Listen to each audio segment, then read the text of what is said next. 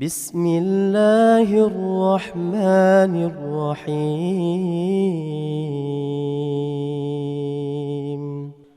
بسم الله الرحمن الرحيم. السلام عليكم ورحمة الله وبركاته. الحمد لله والصلاة والسلام على رسول الله وعلى آله وصحبه وسلم تسليما كثيرا. أما بعد, puji dan syukur senantiasa kita panjatkan kehadirat Allah Jalla wa'ala yang telah berfirman, wa in ta'uddu ni'matallahi la tuhsuha innal insana lazalumun kafar.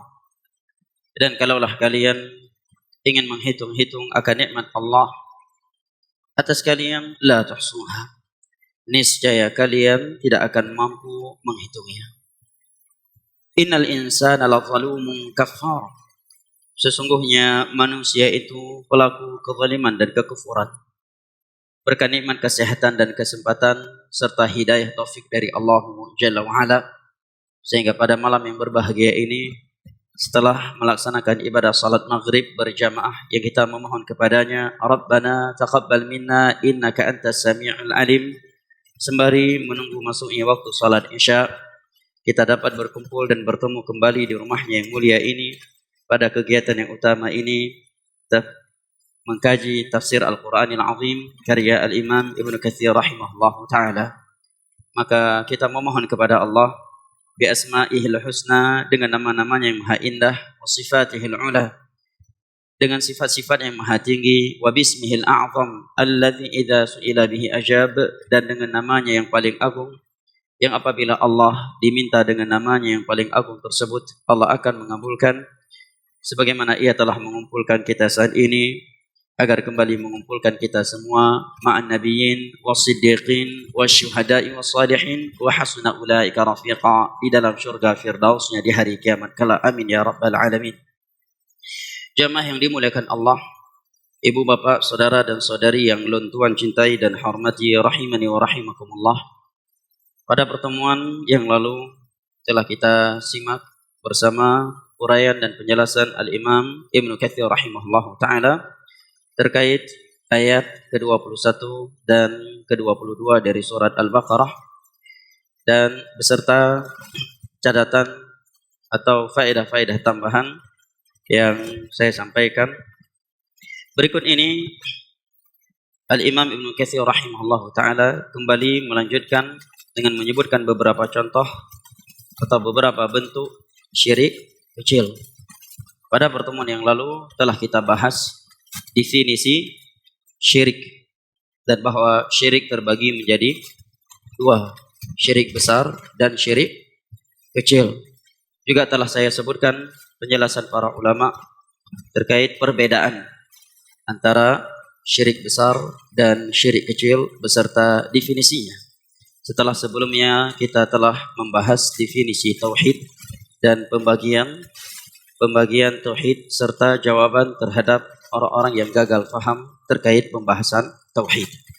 Berikut ini kata Imam Ibn Katsir rahimahullah ta'ala, wa qala Sufyan ibn Sa'id al-Thawri an Ajlah an Abdullah al-Kindi an Yazid ibn al-Asam an Ibn Abbas radhiyallahu anhuma qala rajulun lin-nabiy sallallahu alaihi wasallam ma syaa Allah wa syi'ta faqala ja'altani lillahi niddan qala qul ma syaa Allah wahdah.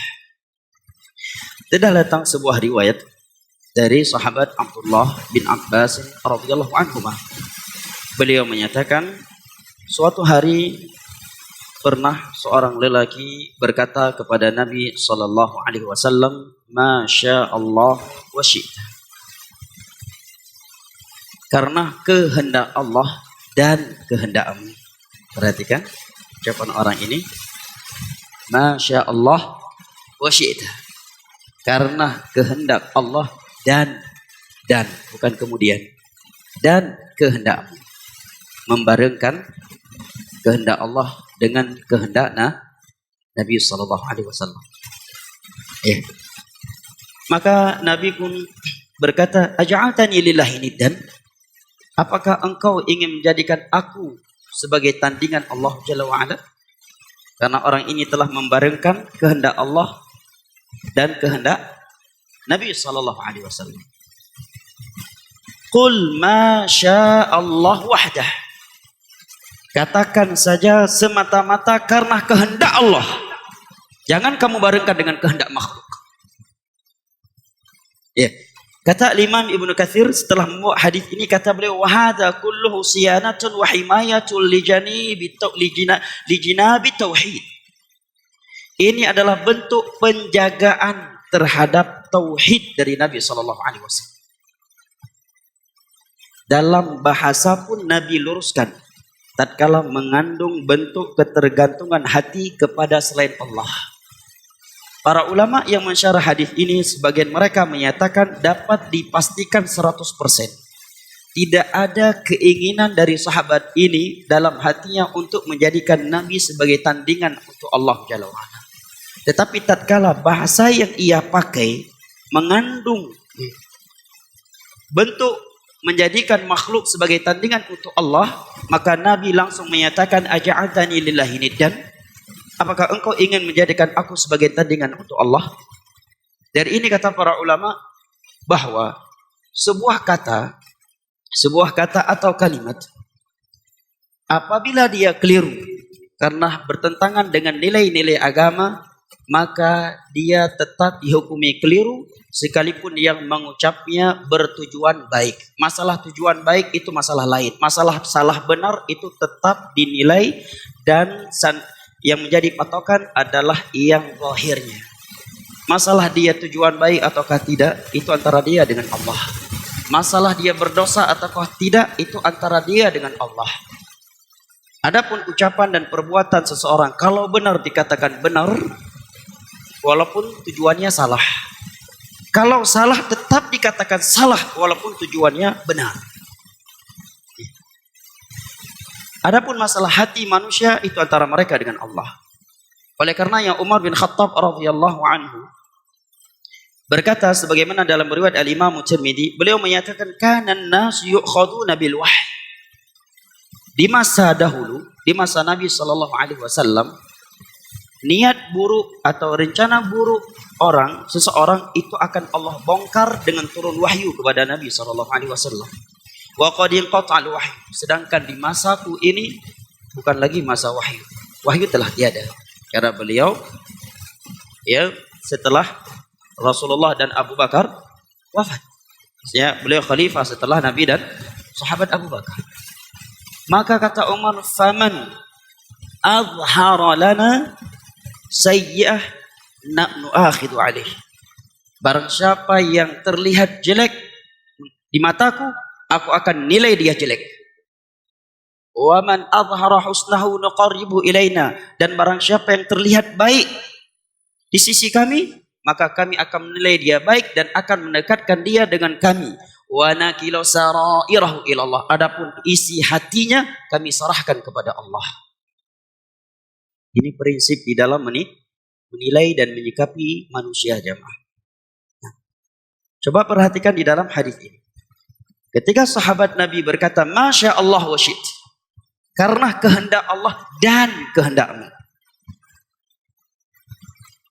Membarengkan kehendak Allah dengan kehendak Nabi. Tiada tujuan dari sahabat ini untuk menjadikan Nabi sekutu bagi Allah. Tetapi kalimatnya mengandung itu. Maka Nabi menyatakan, aja'altani lillahi niddan. Apakah engkau ingin menjadikan aku sebagai tandingan Allah? Qul masya Allah wahdah. Cukup kamu katakan masya Allah wahdah. Semata-mata karena kehendak Allah. Maka kata Imam Ibnu Katsir, wa hadza kulluhu siyanatun wa himayatun li janabi tauhid. Ini adalah bentuk penjagaan terhadap akidah tauhid dari Nabi sallallahu alaihi wasallam. Oke, di dalam pembahasan syirik, para ulama menyebutkan bahwa syirik itu sebagaimana terjadi pada perbuatan, juga terjadi pada ucapan. Contohnya ini. Contoh yang kedua adalah bersumpah dengan selain nama Allah. Walaupun tiada tujuan menjadikan makhluk tersebut sebagai tandingan bagi Allah.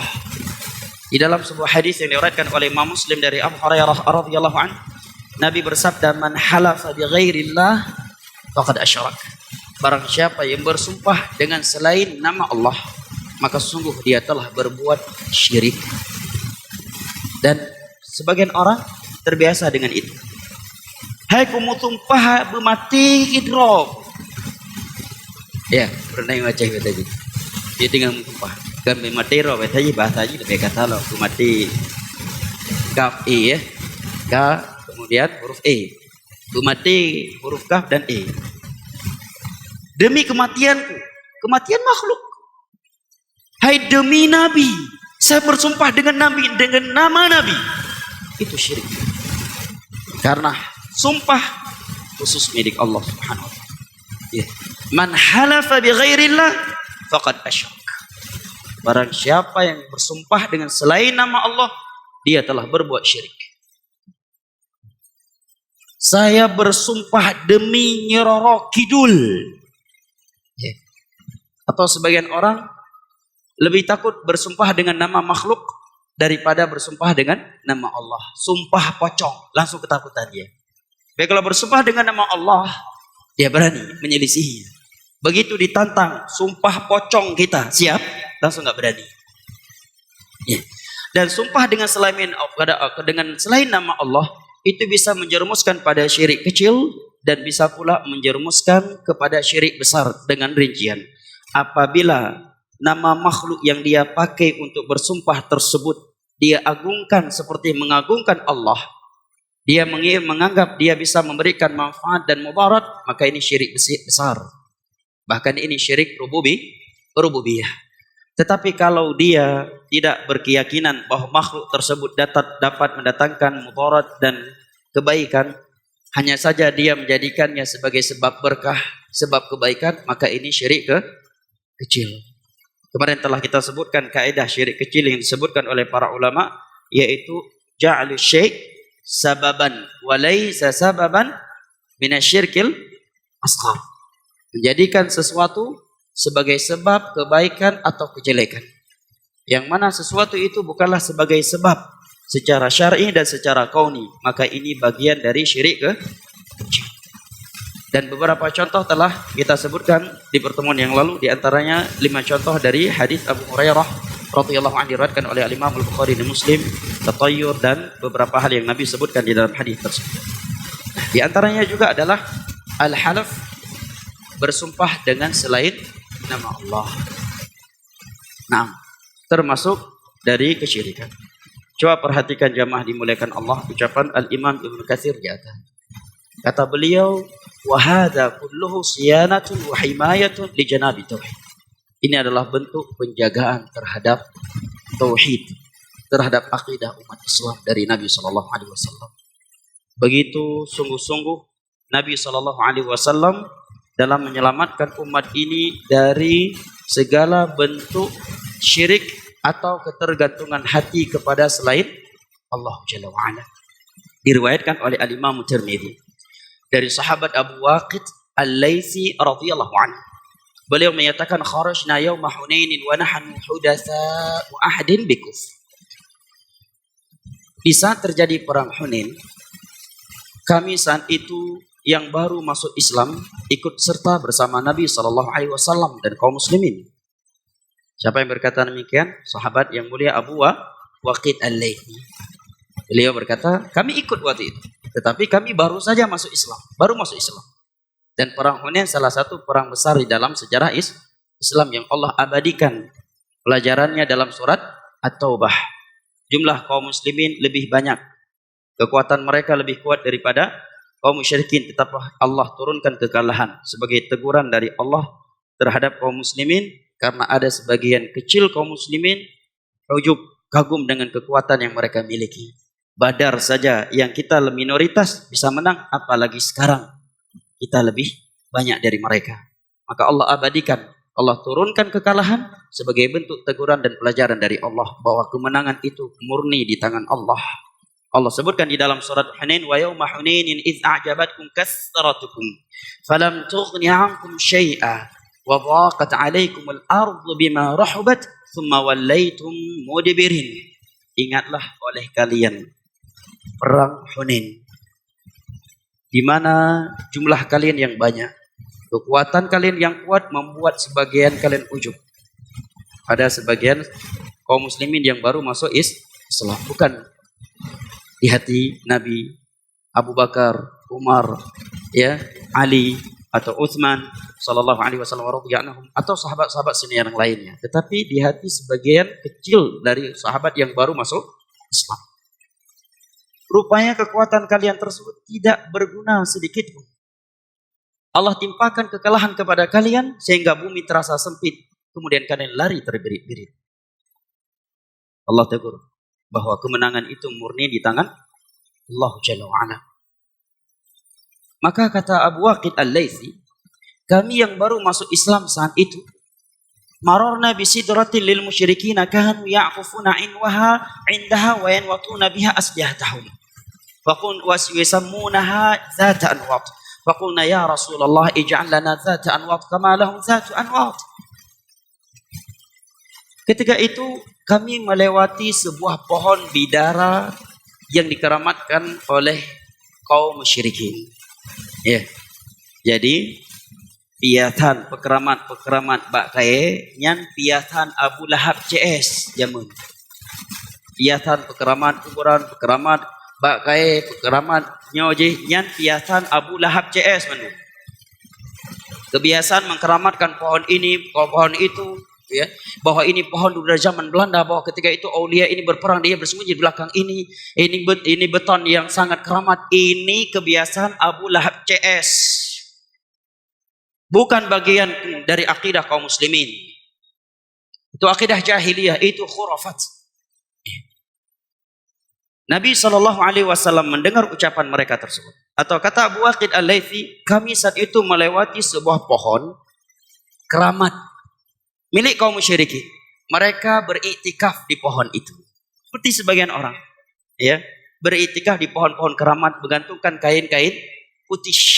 Tegolom kawin jale baik ija putih dikerek lahat inan. Nge bereh baju paham kawin. Ya. Dia gantungkan kain-kain putih di situ. Kalau mereka ini iktikaf di pohon keramat itu, waktu Nabi aslihatahum, dan mereka gantungkan senjata-senjata di pohon keramat itu sebelum mereka gunakan untuk berperang. Kami melihatnya tertarik. Mereka menamakannya dengan nama Zatu Anwat. Karena kami baru masuk Islam saat itu, kami tertarik melihatnya. Begitu kami jumpa dengan Nabi, kami pun meminta kepada beliau, ya Rasulullah, ij'al lana Zatu Anwat kama lahu Zatu Anwat.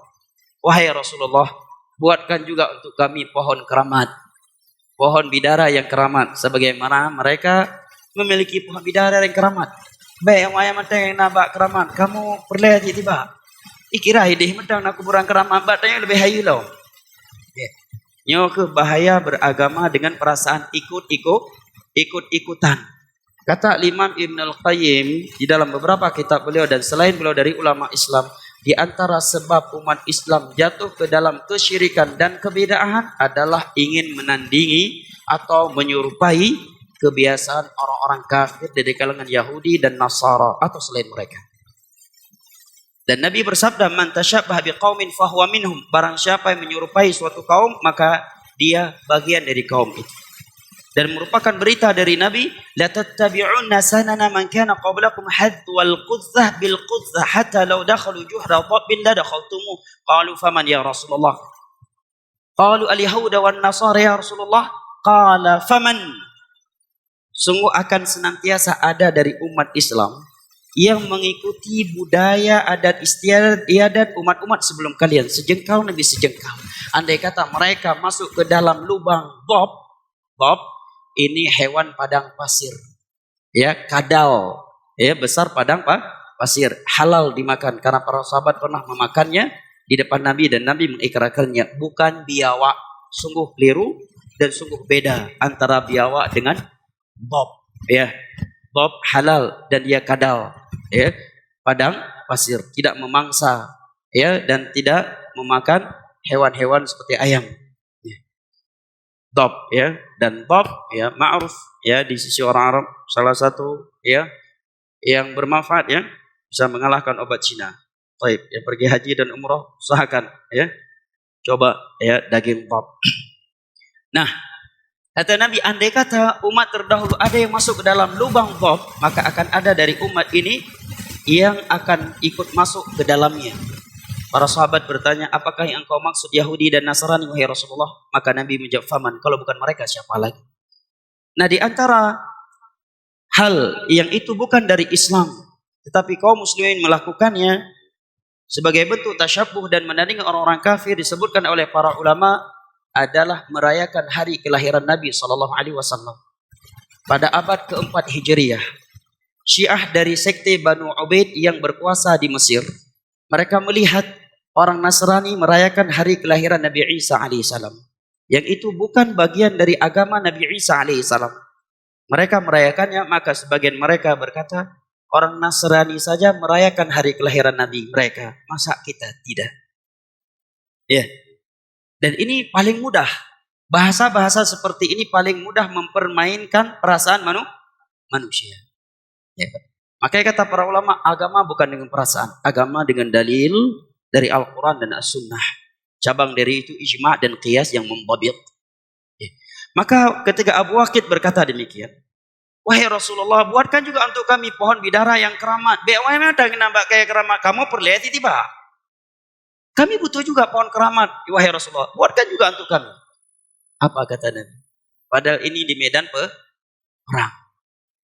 Dalam perang Hunain. Ya. Dan hal yang dimaklumi, di medan perang rata-rata komandan takut sama anak buahnya. Kondisi komandan paling takut ke anak buahnya adalah di medan perang. Ya. Di medan perang. Komandan-komandan yang seram, ya, yang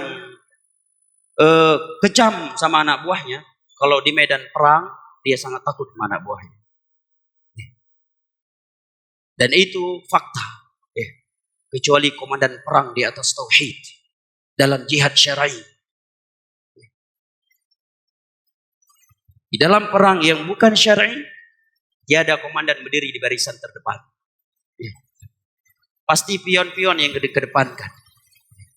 Lihat sikap Nabi. Apakah Nabi takut memarahi sahabatnya yang berkata demikian? Nabi menyatakan, Allahu Akbar. Innakum taquluna kama yaqulu Banu Israel. Ucapan kalian ini sama persis dengan ucapan Yahudi dan Nasrani.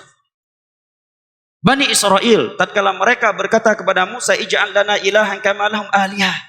Tatkala mereka melihat sebagian orang ada yang menjadikan seekor anak sapi sebagai sesembahan selain Allah, mereka pun meminta kepada Musa, wahai Musa, buatkan juga untuk kami seekor anak sapi sesembahan yang dapat terlihat, yang dapat dilihat sebagaimana mereka memilikinya. Dimarahi oleh Rasulullah. Padahal tujuan mereka baik dan mereka baru masuk Islam, serta di dalam medan tempur. Dimarahi oleh Rasulullah SAW. Kenapa? Karena tauhid adalah sebab kekalahan, sebab utama kekalahan, sebab utama turun azab dan musibah dari Allah Jalla wa'ala. Maka tidak dibiarkan oleh Nabi. Sekalipun dalam medan tempur, Nabi tegur, Nabi marahi. Bahkan Nabi menyamakan ucapan mereka tersebut dengan ucapan Yahudi dan Nasrani. Ini bentuk kasih sayang Nabi kepada umatnya. Karena mereka berada bersama Nabi, maka Nabi mereka tidak terjerumus ke dalamnya. Baru meminta, langsung ditegur oleh Nabi SAW. Oleh karenanya kata para ulama, merupakan ulama yang paling rahmat, yang paling sayang untuk umatnya adalah mereka yang selalu mengingatkan bahaya syirik dan pentingnya tauhid. Pada pertemuan yang lalu telah saya sebutkan beberapa ayat dan hadis yang menerangkan kepada kita bahwa ibadah yang banyak tiada guna, tiada arti, dan bahkan akan menjadi debu yang berterbangan di hari kiamat tatkala yang melakukannya mati dan belum bertobat dari syirik besar. Sebuah pohon yang pernah terjadi bai'atur ridwan di bawahnya. Bai'at yang Nabi ambil dari para sahabatnya pada Suluh Al-Hudaybiyah pada tahun 6 atau 700 Hijriyah. Pohon ini Allah sebutkan dalam Al-Quran. Id yubayi'unaka tahta syajarah. Ingatlah tatkala mereka membayar engkau di bawah pohon itu. Di masa Umar menjadi khalifah, itu pohon ditebang oleh Umar seakar-akarnya, diangkat oleh Umar sehingga tak terlihat lagi di mana itu pohon. Khawatir akan datang sebagian orang yang mengkeramatkan. Begitu bentuk penjagaan mereka terhadap tauhid, akidah. Nah, juga seperti Nabi menyatakan wala safar, tidak boleh beranggapan sial dengan bulan Safar. Dalam hadis yang saya sebutkan di minggu yang lalu. Dan masih banyak lagi hal-hal yang menyerupai syirik orang-orang jahiliyah dalam masalah khurafat, tatayur di sebagian masyarakat kita. Yang sebagiannya telah kita sebutkan di pertemuan yang lalu. Dan di antara yang belum saya sebutkan di pertemuan yang lalu, sebagian orang ada yang beranggapan, saya secara kasus belum pernah mendapatkannya, tapi sebagian orang pernah menyampaikan hal ini kepada saya di daerah, bahwa agar hujan tidak turun, melemparkan apa ke atap kolor, celana dalam, naik mungkin, lu dalam tadi ada hubung hidrogen, ia malaikat ke lu dalam leo. Kiba uri demikian kalau. Syirik itu membuat manusia dungu dan bodoh, kata para ulama. Ini salah satu. Mungkinkah malaikat yang diperintahkan oleh Allah, Israfil, ya, atau Mikail yang diperintahkan untuk menurunkan hujan, takut nggak jadi menurunkan hujan karena natempa itu hubung, karena ada celana dalam di atas atap? Luar biasa aja. Atau sebagian masyarakat beranggapan mudah rezeki anaknya kalau anaknya pakai baju terbalik tanpa sengaja. Mana pakai baju yang balik, masya Allahnya mutuah tak mudah rezeki nak mutuah. Ya, mudah rezeki nak. Ya. Atau bak sebagian orang kampung, miona pusing bak ule dua boh, nya kapalo kita. Nyo dua boh inang tahu tu. Ya. Ada dua putaran, ya, pusingan di kepala, tanda berarti istri lebih dari satu. Ya. Atau masuk kupu-kupu ke dalam rumah sebagai tanda datangnya tamu. Kalau kupu-kupunya besar berarti tamu yang akan masuk tamu besar. Kalau kupu-kupunya kecil berarti tamunya kecil. Atau sebagai tempat, dan ini masih berjalan di sebagian besar kita di Aceh. Atau sebagian tempat kita di Aceh. Mio jak bak rumah orang mume, orang inang yang hamil, nyah kita mengilai dalam rumah. Putar-putar le tak ikut muhanam dua lehega. Supaya baik tamang jin dalam. Nyona apa hana badayo baik juga fitnah. Bak sebagian tempat. Na apa mantang hana? Mantang na apa hana le? Mantang na. Bahkan banyak ulama yang diam, bahkan dari mereka terkadang sumber itu. Hanya tamang ile, putar-putar lem dua lehega. Baik taki anak gop yang tengah mume. Baik taki gop yang tengah mume. Sebelum masuk ke rumah yang di dalamnya ada wanita hamil, hendaknya dia putar 2-3 kali dulu di depan rumah. Jangan langsung masuk, khawatir jin akan ikut serta masuk nanti. Subhanallah. Tiada solusi lain, ya. Mana petunjuk Nabi SAW dalam dengan melakukan hal-hal yang dengannya syaitan akanlah lari. Ketika menutup pintu mengucapkan bismillah, maka syaitan akan saling berkata sesama mereka, la mabita lakum, enggak ada kesempatan untuk kalian nginap di rumah ini. Iqila taj'alu buyutakum maqabir fa inna syaitan yanfiru minal baiti alladhi tuqra'u fi suratul Baqarah. Jangan kalian jadikan rumah kalian seperti kuburan tiada Al-Quran di dalamnya, karena syaitan itu akan lari dari sebuah rumah yang dibacakan di dalamnya surat Al-Baqarah. Ya. Dan seterusnya dari petunjuk-petunjuk beliau agar terjaga dari syaitan. Naam. Wallahu a'lam bishawab. Banyak kertas yang telah naik, kita bacakan pada malam hari ini. Di sini ada pertanyaan. Bismillah, Ustadz, bagaimana dengan percaya kepada ramalan cuaca? Apakah ini termasuk kesyirikan? Karena ada kasus seorang pedagang malas berjualan karena hujan. Perlu diketahui beberapa hal sebelum kita menjawab pertanyaan di atas secara rinci. Yang pertama, bahwa perkara gaib tidak ada yang mengetahui kecuali Allah Jalla wa'ala. Allah berfirman dalam surat An-Naml, "Qul la ya'lamu man fis samawati wal ardil ghaiba illa Allah wa ma yash'uruna ayyana yub'atsun." Katakanlah wahai Nabi Muhammad, tiada yang mengetahui perkara gaib di langit, yang di langit dan yang di bumi kecuali Allah, dan mereka sendiri tidak mengetahui kapan akan dibangkitkan. Allah juga berfirman dalam surat Al-Jin, wa alimul ghaibi fala yudhiru ala ghaibihi ahada illa man irtadha min rasul. Allah lah yang maha mengetahui perkara gaib. Tiada yang mengetahui kecuali-Nya. Allah tidak akan menyingkapnya kecuali kepada para rasulnya, para malaikat dan para rasul, karena wahyu dari Allah. Oleh karenanya, mendatangi dukun dan tukang ramal ini bertentangan dengan akidah Islam. Karena berarti dia telah meyakini selain Allah ada yang mengetahui perkara gaib. Nabi bersabda, man ata kahinan aw arrafan fasaddaqahu bima yaqul faqad kafara bima unzila ala Muhammad. Hadis riwayat Imam Ahmad. Barang siapa yang mendatangi dukun atau orang pintar. Orang pintar tentunya menurut orang bodoh. Barang siapa yang mendatangi dukun atau orang pintar, arraf bisa diartikan dengan tukang ramal, bisa juga diartikan dengan orang pintar. Beda kahin dengan arraf. Kalau arraf ini menebak suatu kejadian dengan suatu acting. Ya, dikaitkan berapa umurmu, calon kamu berapa, oh berarti nggak cocok bagi. Ini namanya arraf. Sama hakikatnya sama dengan kahin, sama-sama mengaku mengetahui perkara gaib. Kata Nabi, barang siapa yang mendatangi dukun atau tukang ramal, orang pintar, tentunya menurut orang bodoh, kemudian dia percaya kepada ucapan si dukun, maka sungguh dia telah kufur terhadap syariat yang Allah turunkan kepada Nabi Muhammad. Karena di antara isi syariat yang Allah turunkan kepada Nabi Muhammad adalah keyakinan tidak ada yang mengetahui perkara gaib kecuali Allah. Dukun tetap dukun walaupun pakai peci. Dukun tetap dukun walaupun pakai jubah. Dukun tetap dukun walaupun dipanggil ustaz, pak kiai, tengku, aulia sekalipun. Kalau dia mulai mengaku mengetahui perkara gaib, dia dukun walaupun dinamakan habib, ulama, ustaz, pak kiai. Iya. Dukun itu. Padung memui kata, belum pun lahir, anak ke padung, anak ke lahir. Tahu calon, padung memui, awak pani, anak ke padung, hanapa yang kata. Talai gede nyampu. Nyan dukun walaupun ihai dengku. Nyan dukun walaupun ihai ustaz. Dukun dia. Walaupun salat 5 waktu, dukun dia. Khonis dari Nabi SAW. Mengaku tahu perkara gaib walaupun dinamakan ustaz, walaupun dinamakan aulia.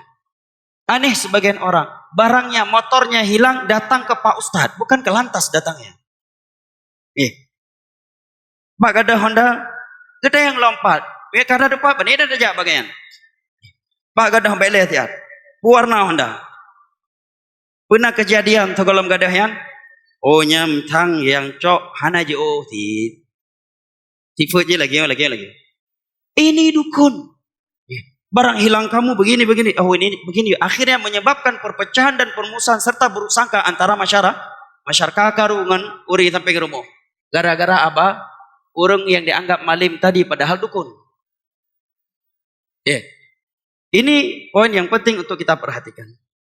Kemudian terkait ramalan cuaca, apabila mempercayainya karena menganggap dia tahu perkara gaib, jelas ini syirik. Akan tetapi apabila berita yang dia beritakan dan diketahui ini orang bukan tukang ramal, sekedar memprediksi dengan tanda-tanda yang kebiasaannya itu adalah tanda hujan. Perhatikan bahasa saya, tanda bukan sebab. Ya, tanda, maka sekedar jadikan bahan prediksi, maka ini bukan dari syirik. Para ulama ketika mensyarah hadis Nabi yang diriwayatkan oleh Imam Muslim, ketika suatu hari Nabi salat subuh, kemudian masih bekas hujan tanahnya. Malamnya hujan. Nabi berkata bahwa Allah berfirman, telah berbuat syirik dari hambaku yang berkata mutirna binau'i kada wa kada. Sungguh kita telah diberikan hujan dengan bintang ini dan bintang itu. Kata para ulama, merupakan di antara akidah jahiliyah di masa itu, mereka menganggap posisi suatu bintang itu sebab turun hujan. Kemudian mereka menyatakan, adapun menjadikan bintang sebagai tanda turun hujan, kalau bintang ini di posisi ini seringnya turun hujan, tanda turun hujan, bukan sebab turun hujan. Ini bukan dari kesyirikan. Apabila ramalan hujan karena dengan aplikasi atau ilmu yang dia kaji sebagai prediksi, tanpa berkeyakinan dia mengetahui perkara gaib, dan bukan menjadikan hal-hal tersebut sebagai sebab turun hujan, tetapi sebagai tanda kebiasaan turun hujan, maka ini bukan bagian dari syirik. Jelas ya? Wallahu a'lam.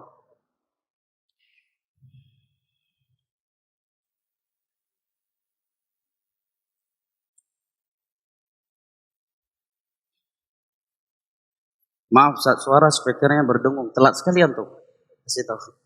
Jazakallah khair.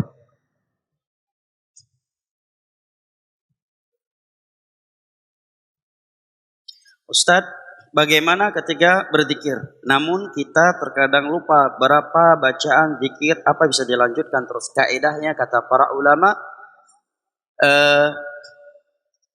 yubna alal aqal. Dia ambil yang paling sedikitnya. Apa dalilnya? Dalilnya karena yang lebih sesuatu yang meragukan, yang kurang sesuatu yang pasti. Nah, kaidah ini masuk dalam kaidah umum dari 5 kaidah fikih yang disepakati oleh para ulama, yaitu kaidah yang berbunyi al-yaqinu la yazulu bisyak.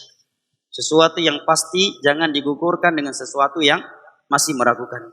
Jelas? Dalil untuk kaidah ini hadis Bukhari Muslim dari Abdullah bin Zaid Al-Mazini radhiyallahu anhu. Ketika ada seorang sahabat menyampaikan kepada Nabi bahwa dia kalau salat selalu ragu, bahwa seakan-akan dia telah mengeluarkan angin. Ada angin yang keluar dari anusnya. Dia ragu.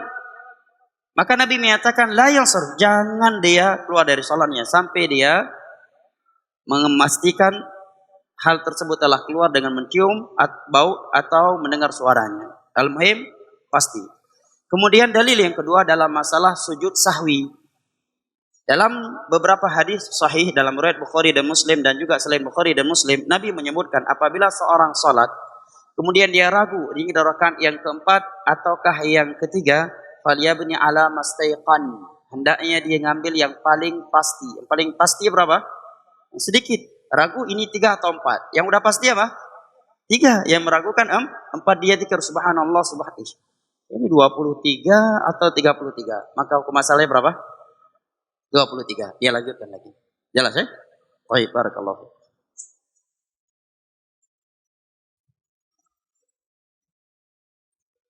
Bagaimana yang dimaksud hadis bahwa Rasulullah sallallahu alaihi wasallam pernah mengerjakan salat sebelum asar 4 rakaat dengan 2 tahiyat. 1 kali salam. Karena yang saya tahu salat sunnah tidak boleh menyerupai salat wajib. Perlu diketahui terkait salat 4 rakaat sebelum asar, itu datang riwayat dalam Musnad Imam Ahmad dari Ummu Habibah radhiyallahu anha. Beliau menyebutkan bahwa Nabi sallallahu alaihi wasallam bersabda, rahimallahu imra'an shalla qabla al-'asri 4. Allah merahmat seorang hamba yang melakukan salat 4 rakaat sebelum asar, dan hadis ini disahihkan oleh Syekh Al-Albani. Dan datang penyebutan salat atau dalam beberapa riwayat yaitu Ali bin Abi Thalib bahwa ini bisa dia lakukan dengan 4 rakaat dengan 1 kali tasyahud, bukan 2 kali tasyahud. Ya, adapun riwayat yang disebutkan di sini, wallahu alam, saya belum pernah mendengar riwayat ada salat asar 4 rakaat dengan 2 kali tasyahud 1 kali salam. Adapun hadis tentang 4 rakaat dalam riwayat Ummu Habibah tanpa ada penyebutan berapa kali tasyahud. Dan di dalam riwayat Ali ada penyebutan salat yang 4 rakaat dari salat sunnah dengan 1 kali tasyahud. Maka dari itu para ulama menyatakan setiap salat sunnah yang dilakukan 4 rakaat maka tasyahudnya hanya sekali dengan 2 kali salam. Menunjukkan hal ini juga adalah hadis Aisyah radhiyallahu anha dalam Sahih Bukhari dan Muslim, ya, terkait salat malamnya Nabi sallallahu alaihi wasallam dengan 4 rakaat dan beberapa riwayat yang lainnya. Wallahu a'lam. Dan 4 rakaat salat asar ini bukan rawatib, tapi dia salat sunnah sebelum asar. Apa beda rawatib dengan salat sunnah biasa? Rawatib itu adalah sunnah yang Nabi tidak pernah meninggalkannya kecuali dalam keadaan safar. Itu rawatib. Nah, Nabi tidak pernah meninggalkannya kecuali dalam keadaan safar. Nah, dan rawatib masuk dalam hadis Ummu Salamah yang diriwayatkan oleh Imam Muslim, ma min abdin muslimin yusalli fi kulli yawmin wa lailatin aw fi yawmin wa lailatin 12 rak'ah ila banallahu lahu baitan fil jannah. Tidaklah ada seorang muslim yang menjaga salat sunnah sebanyak 12 rakaat setiap hari dan setiap malam, melainkan Allah akan membangunkan untuknya sebuah rumah di dalam surga. Datang rinciannya dalam riwayat Aisyah radhiyallahu anha yang diriwayatkan oleh Al-Imam Ahmad dan Al-Imam Tirmidzi. Yang dimaksud dengannya adalah 2 rakaat antara adzan dan iqamah salat subuh. 4 rakaat antara adzan dan iqamah salat zuhur dan 2 rakaat setelahnya. Berapa? 8. 2 rakaat setelah maghrib 10 dan 2 rakaat setelah isya. Dan terkait salat qabliyah dan ba'diyah zuhur ada 3 riwayat yang sahih dari Nabi sallallahu alaihi wasallam. Yang pertama 4 qabliyah, 4 juga ba'diyah. Yang kedua 4 qabliyah, 2 ba'diyah. Yang ketiga 2 qabliyah dan 2 ba'diyah.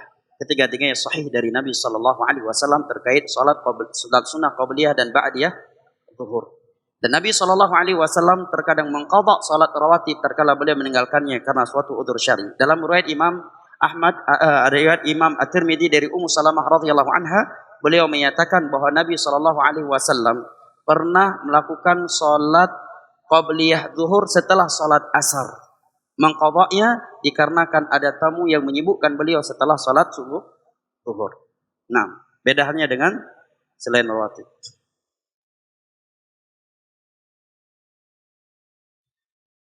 Ustadz, maaf melenceng dari materi. Melenceng dari materi tidak masalah selama tidak melenceng dari Islam. Baik, tolong nasihati saya karena saya sering malas dalam belajar, bekerja dan bergadang dan terkadang beribadah. Tolong nasihati saya, Ustaz. Baik, barakallahu fiik. Di antara hak seorang muslim adalah memberi nasihat ketika dia memintanya. Bukan karena sebagaimana dalam riwayat Imam Muslim yang diriwayatkan dari Abu Hurairah radhiyallahu anhu, Nabi bersabda, hakul muslim 'alal muslim sittun. Hak seorang muslim atau muslim yang lainnya ada 6. Di antaranya kata Nabi, idza stansahaka fansahu. Jika dia meminta nasihat kepadamu, maka sampaikan nasihat untuknya. Beranjak dari hadis itu bukan karena yang memberi nasihat lebih sempurna dan bahkan tidaklah lebih sempurna, maka cara yang pertama adalah berdoa kepada Allah. Ya, untuk ditolong oleh Allah dalam beribadah. Jangan pernah kita menyandarkan kepada kekuatan fisik, kepada kesalehan, ilmu dan kecerdasan kita. Nabi SAW bersabda di dalam hadis yang diriwayatkan oleh Al-Imam Tirmidzi kepada Mu'adz bin Jabal radhiyallahu anhu, la tad'anna dubura kulli salatika an taqul Allahumma a'inni ala dzikrika wa syukrika wa husni ibadatik. Apa artinya jemaah? Ya Allah, tolonglah aku hambamu untuk senantiasa mampu berzikir, bersyukur dan beribadah dengan bagus kepadamu. Dan kata Syekhul Islam, ta'ammaltul Quran, adiyatul Quran. Aku telah mensurvei doa-doa yang ada dalam Al-Quran. Maka aku dapatkan doa yang paling inti, yang paling jitu, yang paling dibutuhkan oleh seorang hamba adalah memohon pertolongan kepada Allah untuk melakukan ketaatan kepadanya. Dan itu ada dalam surat Al-Fatihah pada firman-Nya, Iyyaka na'budu wa iyyaka nasta'in. Nabi SAW sendiri yang merupakan Nabi lagi Rasul. Di antara doa beliau yang paling sering beliau ucapkan yang membuat Aisyah bertanya, kenapa anda terlalu sering membacakannya? Adalah doa yang berbunyi, Allahumma muqallibal qulub, tsabit qalbi ala dinik. Ya Allah, zat yang memutarbalikkan hati, kokohkanlah hatiku di atas agamamu. Dan doa yang seperti ini adalah adalah ciri mereka penduduk syurga. Hal ini Allah sebutkan di halaman pertama dari surat Ali Imran. Bahwa di antara ciri ar-rasikhuna fil ilm penduduk syurga adalah mereka yang selalu berdoa, Rabbana la tuzigh qulubana ba'da idh hadaitana wa hab lana min ladunka rahmah. Di antara doa yang mencakup dan seringkali Nabi membacakannya adalah Allahumma inna nas'alukal huda wat tuqa wal afafa wal ghina. Kemudian juga dalam riwayat Al-Imam Al-Bukhari dari Anas bin Malik radhiyallahu anhu, beliau menyebutkan bahwa di antara doa yang selalu Nabi panjatkan dalam kehidupannya adalah doa yang berbunyi, Rabbana atina fid dunya hasanah wa fil akhirati hasanah wa qina adzabannar. Fid dunya hasanah, kata Abdullah bin Abbas, al-ilmu nafi' wal amalus salih. Ilmu agama yang bermanfaat dan amalan saleh. Wa fil akhirati hasanah adalah surganya. Maka yang pertama dan itu yang paling inti adalah memohon pertolongan kepada Allah Jalla wa Ala. Yang kedua, ikhlas ketika beribadah. Ikhlas sebab utama seorang istiqamah di atas agama Allah, dan sebab utama Allah akan mengokohkan seorang hamba di atas agamanya. Allah berfirman dalam surat Ibrahim, "Yusabbitullahu alladhina amanu bil qawli tsabiti fil hayatid dunya." Allah akan mengokohkan dengan la ilaha illallah yang merupakan kalimat tauhid hamba-hambanya yang beriman dan beramal saleh. Dan dikatakan oleh Al-Imam Ibn Rajab dalam kitabnya Lataiful Ma'arif, wa ma tasaqata man tasaqata fi tariq li illa li adamil ikhlas. Tidaklah ada orang yang berhenti dalam perjalanan yang menuju Allah, yang tadi yang enggak salat kemudian enggak salat, yang tadi semangat belajar sedekah kemudian tidak lagi, melainkan karena kurangnya ikhlas dia ketika merealisasikan ubudiyahnya kepada Allah. Karena kalau dia ikhlas, pasti dia akan istiqamah dan akan dikokohkan oleh Allahu Jalla wa'ala. Kemudian yang lainnya jamaah dimuliakan Allah adalah banyak mengingat kematian dan bahwa perjalanan setelah kematian masih amat panjang dan mengerikan. Jangankan kita, Abu Hurairah sahabat Nabi yang paling banyak meriwayatkan hadis Nabi untuk umat Islam, beliau menangis luar biasa menjelang wafatnya yang membuat murid-muridnya bertanya, "Kenapa engkau menangis seperti ini? Padahal engkau sahabat Nabi, engkau yang paling banyak meriwayatkan hadis Nabi untuk umat ini." Apa jawaban beliau? "Qillatuz zat wa tulul tariq." Yang membuat saya takut dan menangis karena mengingat perjalanan kita setelah kematian masih amat panjang, sedangkan bekal amal soleh yang aku miliki masih sangat sedikit. Siapa yang berkata demikian jemaah? Umar bin Khattab. Afwan, Abu Hurairah. Umar bin Khattab dalam musnad Ibnu Abi Syaibah beliau menyatakan, "Launada munadin fis sama," kalau ada teriakan dari langit, "Wahai penduduk dunia, semua kalian masuk syurga kecuali satu orang, la khiftu an yakuna dzalika ana." Sungguh aku takut jangan-jangan yang maksud satu orang yang tidak masuk syurga itu adalah aku orangnya. Siapa beliau? Umar bin Khattab radhiyallahu anhu. Semoga Allah Jalla wa Ala senantiasa memberikan taufiknya kepada kita. Kita akhiri dengan doa kafaratul majlis. Subhanakallahumma wa bihamdik, asyhadu an la ilaha illa anta, astaghfiruka wa atubu ilaik. Wassalamualaikum warahmatullahi wabarakatuh.